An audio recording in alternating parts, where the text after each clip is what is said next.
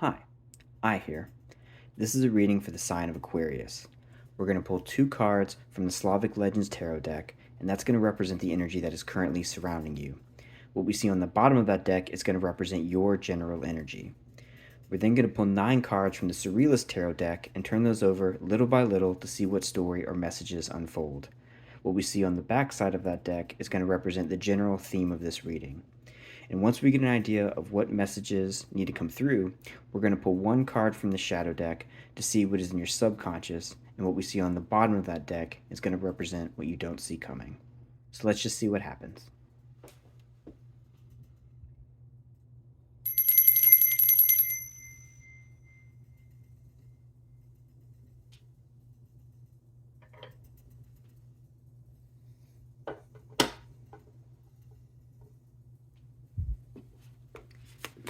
Okay, so today we are tuning in to the sign of Aquarius. So if that is your sun, your moon, or your rising sign, or however else you choose to identify with the sign of Aquarius today, you can use that as a way to interpret the messages that are coming through. And as always, if the messages don't seem to fit your situation, that's okay. Never try to force anything. Take what fits, leave what doesn't. You can always check your other placements, or you can just stick around and see what's going on in the world of other Aquarians. So let us see what we get today for the sign of Aquarius. What things can we think about? What things can we meditate upon? What messages need to come through? Are there any warnings that we need to be aware of? Or are there any things that we should look forward to? Whatever messages need to come through, let us tap in today to the sign of Aquarius. So let's see what is surrounding you and what energy you are currently channeling. All right, that feels pretty good.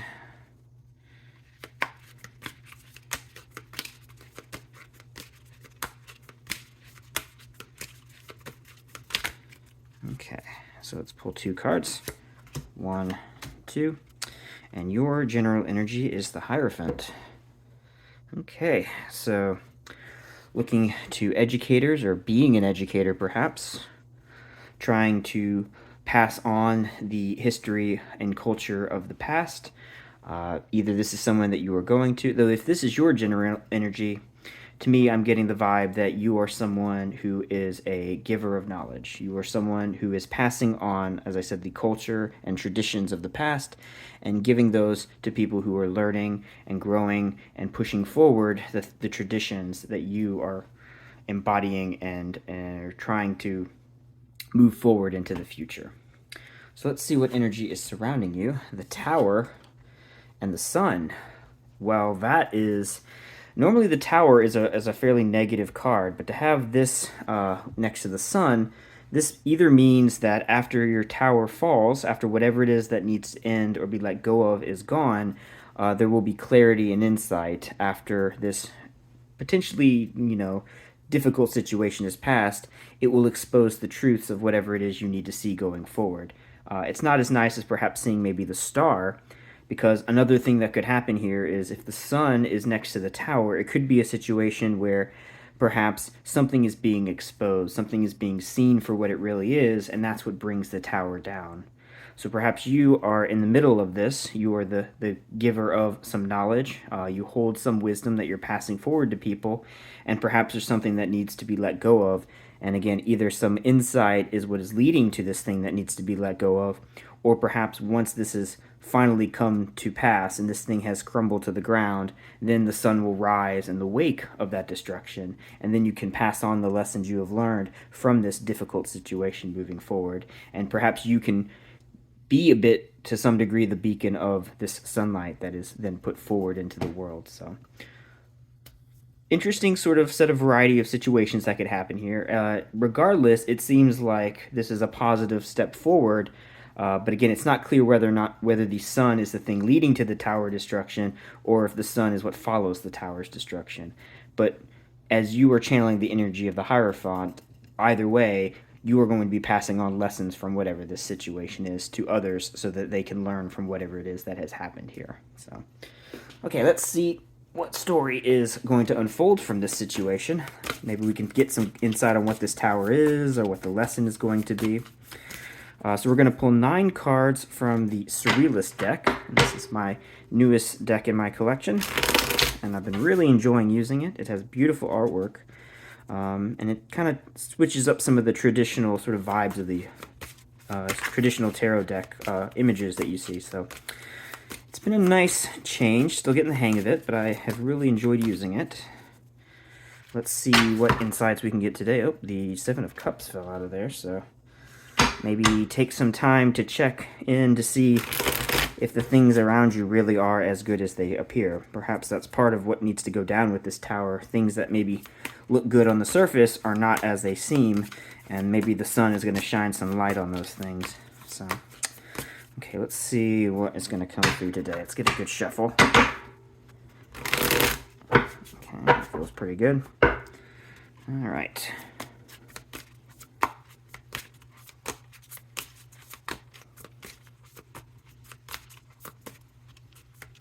Alright, so let's pull 9 cards.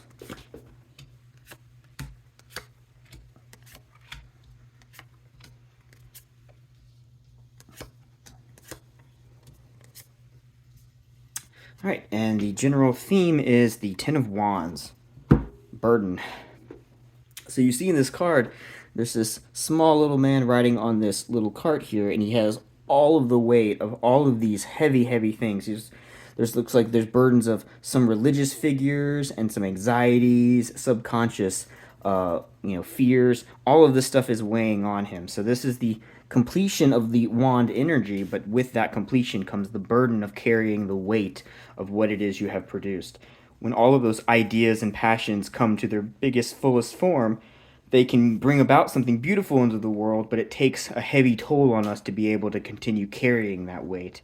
And perhaps that is the tower that is going to fall, is that you are going to learn the lesson that when all of this heavy weight is being placed on your shoulders, there's only so much you can handle before this falls apart. And you see clearly that you are carrying more than you really were meant to carry in the first place. So let us see what the story is going to be. So yeah, we start with the 5 of Pentacles. This is a card of difficulty, some kind of typically short-term but difficult situation in the physical realm. Perhaps finances, or trying to find a good job that is not perhaps serving you as well as it could be. Or perhaps you are just struggling to find a pleasant place to live, or just a good surrounding in your physical day-to-day life, but there's some kind of difficulty that has to do with your resources that is, again, a short-term typically issue, but something that is still causing you difficulty. So it could be the case too that this is a situation that is perhaps able to be remedied by looking outward and seeing the help that you can get from other people. Perhaps there are avenues to allow you to get out of this difficulty.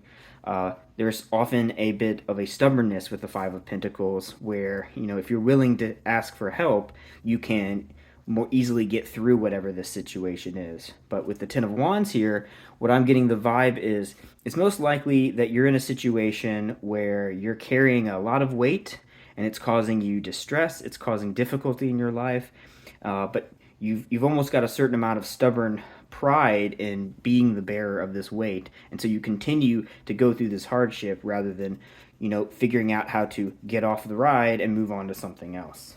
And again, we have this tower looming, so something big is going to probably happen here if you try to carry all this weight without this outside assistance.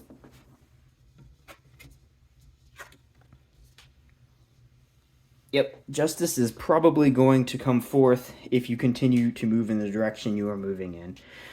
This weight is going to break. There will be a cost for trying to push yourself beyond your limits, and you can do so. And again, like I said, there's a certain amount of pride and joy with the 9 of Cups. Perhaps you really relished showing off how much you're able to handle. And don't get me wrong, there is certainly something respectable about really taking on as much as you possibly can, but you can only do so much before the whole thing starts to crack and crumble. So perhaps you desire joy and you've perhaps mistaken this burden as something that is going to bring you happiness, that perhaps the struggle itself is what is the source of joy. And although, yes, struggle can give value to the things that you appreciate in your life, they should not be the end goal. The struggle is not what you should be shooting for, because again, the balance will eventually have to be met. The karmic justice will have to be paid. And so pushing yourself to the limits, eventually you will reach that limit, and that joy will not be there anymore. There's also a bit of a tone to the Nine of Cups that has to do with a sort of isolated joy. And perhaps by carrying this burden, it might give you a sense of pride and pleasure, but it's also going to be something that's potentially isolating as well. When you get to the Ten of Cups, you're able to share that joy with others rather than feeling isolated in your own little pleasure bubble. And again, this doesn't really feel like it's that pleasurable of a bubble in the first place, since it feels a bit of a mistake to confuse the value that comes from work with the joy that comes from actual fulfilling activities. So we have the High Priestess and the Page of Wands. Now that's an interesting collection to see here. So the High Priestess is a card of following your intuition, listening to that quiet voice in your mind that will guide you forward. And perhaps what is coming through with the High Priestess is the realization that you know this isn't actually the joy you think it is, that there is a greater joy that you could accomplish, there is a greater joy that you could reach for if you let go of this illusion that the burden itself is the source of your happiness. In fact, what is probably a better source of your happiness comes from embracing the energy of the Page of Wands. This is, as you see in this card, this is a person who is really living life to the fullest and to the degree where he himself is the work of art. His ability to go out into the world and experience and just be open to new things and to put himself into all these different situations, his openness to life is its own form of art. He is the artwork. His life and the things he experiences are the beautiful things that he can also put back forth into the world as he experiences them. But it's not so much of a recycled sort of artwork. He's not taking in energy and then releasing that as an art form. He is the art itself. And I think that is part of what you're missing with this situation. You're really feeling like if I work really hard and I put my nose to the grindstone and really, I think that's the phrase, but if I really work really hard and I try my best to be the best worker I possibly can be, that struggle will make me happy.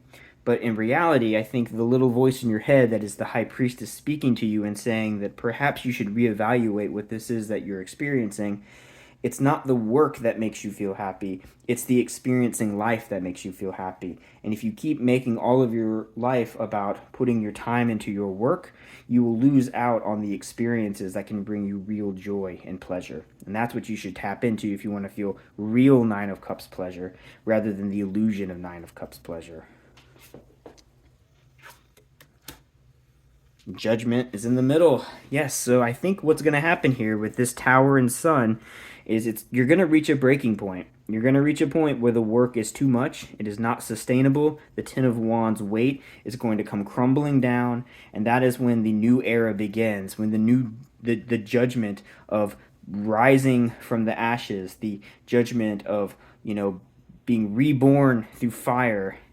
You're going to realize that you're going to need to channel this Page of Wands energy at some point if you're really going to obtain your happiness. And I think everything's going to come crashing down, and from those ashes, you are going to rise like a phoenix and realize that you can be your happiest, most excited self if you really embrace the joys and pleasures of life. Now, that doesn't mean walk away from your commitments. That doesn't mean let go of the things that are allowing you to be a good, strong, productive worker. But you're going to realize that that's not the focus. That's not the reason. That is just a means to an end, not an end of itself. And that's the judgment that you're going to experience. You're going to be reborn as the Page of Wands. And you're going to start listening to that voice in your head that says, there's more than these struggles. There's more than these difficulties. There is a better way to go. And you're going to tap into that. But I think it's going to be a lesson that's going to be learned the hard way. But sometimes that's the right way to learn.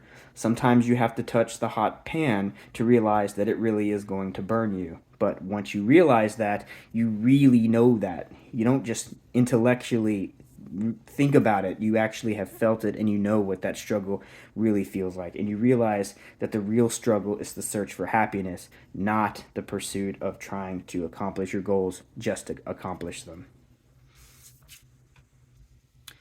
Six of Cups and Three of Wands. Yes, so once this has happened, once you have gone through this experience of this crash and burn, you're going to look back on the things in your life that you used to feel a connection with, the things that used to bring you joy, the pleasures that used to be the reasons that you wanted to put your time into work. And perhaps you will once again become a good, strong worker by realizing the right things to align yourself with. But they're going to be things from your past that you're going to realize that you have let go of and you have lost a connection to. And that's part of why the Three of Wands is here. This is a card of not quite feeling connected to what's going on. This is a card of moving forward into a situation, but not necessarily seeing all of what is going on. There are things in motion that you are waiting to come back in. Perhaps a ship has sailed and you're waiting for it to reach its destination, or you are waiting for that ship to return to you. But that is a disconnect from the actual thing itself, that ship. And so I think what you are then going to do as you rise from these ashes is going to be a catalyst for reconnecting to these things that you've been waiting to come into your life. But you're going to realize that these things you've been waiting to come into your life have already been in your life, and you've simply just lost touch with them. You will reconnect with them at some point. But again, I think this is going to happen the hard way. But a lesson learned the hard way is a lesson really, really felt and really learned. And that, once you realize that, then you can pass that knowledge on to other people, not because you've read it in a book, because you've experienced it. And you know the results of going too far down one direction, when in reality you should be tapping into the things that really make you feel joy and pleasure. And we end it with the Seven of Swords. Yeah. Whew. So the Seven of Swords is the card of deception. Again, I think this really feels like being deceived by yourself. You are really, again, this is reiterating this idea that you have confused the work as the goal rather than the means to that goal. It's interesting, though, that this comes at the end, because it feels like up to this point we've now kind of learned this lesson. So perhaps the Seven of Swords is here as a warning to remind you to not fall back into old habits. Once you have learned this lesson, let this lesson really sink in. Don't let your thoughts get carried away and you fall back into the same trap and pattern that you were in before. Don't follow those swords back out and get lost in the same abyss that you were already in. Learn this lesson. But I think you will learn this lesson. This is just really a warning that says that this really needs to be taken seriously, or this pattern can repeat again. Don't rebuild the tower after it falls. Learn from the expression of the light that comes once the tower has fallen, and take that to heart and pass that knowledge on. Otherwise, you can't really be channeling the true energy of the Hierophant if you haven't really learned this lesson. Otherwise, your words will become empty. So don't let that be the case.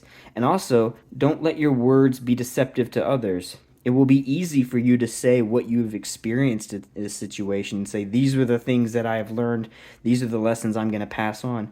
Other people might be the ones that are deceived by how obvious the things you say might sound on paper.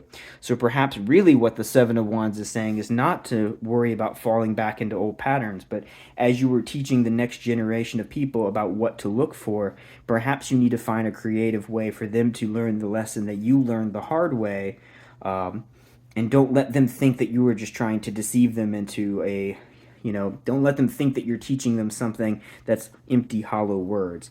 Make it clear that you're not trying to dupe them by giving them sort of, what feels like Hallmark card type lessons.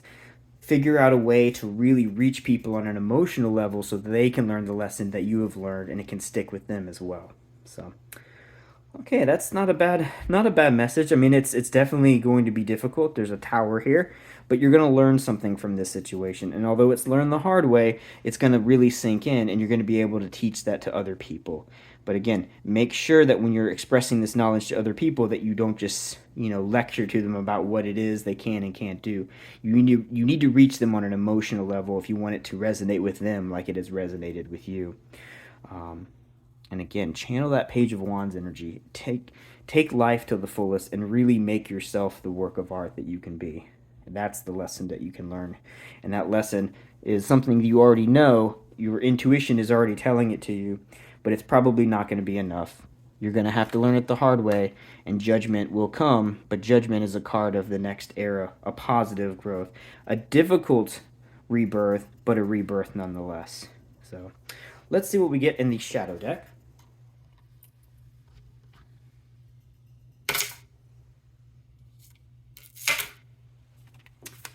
All right. So let's see what is going on in your subconscious. What are you thinking about during all of this? Perhaps we can get some insights into the lesson. Or perhaps we can learn a little bit more about how to navigate this better so that the tower is as painless as possible. If you realize the pattern before it breaks, you can escape the tower. That's always the positive thing to remember about the tower card, is if you see it for what it is, if you learn the lessons that the sun shines upon it, you can avoid it, and you can get the same growth without having to do things the hard way. I mean, maybe you're not the teacher in the Hierophant. Maybe the tower itself is what is being expressed to you as Hierophant energy. When the tower goes down, that's the lesson you need to learn. But perhaps if you can, again, learn that lesson before the tower goes down, even better. Okay, so let's see what we get.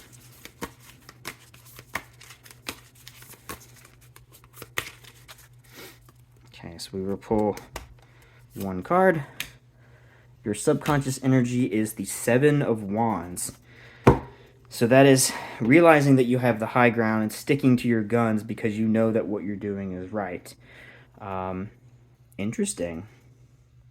Is that true? Perhaps that is a deception. It's not clear to me whether that is really the case that you have the high ground or if it is a facade that you have the high ground. But in your mind, you're channeling the energy of realizing that I'm doing the right thing and this is what I need to do. But perhaps that's what's blocking you from the High Priestess. I almost feel like I don't do reversals when I do my readings, but I almost feel the reversal of the Seven of Wands is really the idea that's coming through here. That it's a sense of almost pride that is blocking you from realizing the weight you are carrying is not a weight you have to carry. Or perhaps you do already know, as the High Priestess is speaking to you, that the right thing to do is to let go, and you realize that you have the high ground if you take the high road of walking away from the tower before the tower comes crashing down and everything has to be dealt with as a mess rather than as a difficulty of your past. So that will depend on what your situation is and how that fits for you. And what you don't see coming is the Knight of Cups. So listen to the people that are around you that are maybe trying to give you warnings about what is happening here. Listen to people who really care about you, who are trying to tell you what is best for you. They're trying to do that because they have a emotional connection with you and they feel the pain that you are possibly going through or possibly could be going through. And so when they reach out to you and offer this knowledge and loving guidance that they're putting forth to you, they're handing you a cup and saying, I care about you, you should enjoy this. Take those offers of love rather than these offers of work.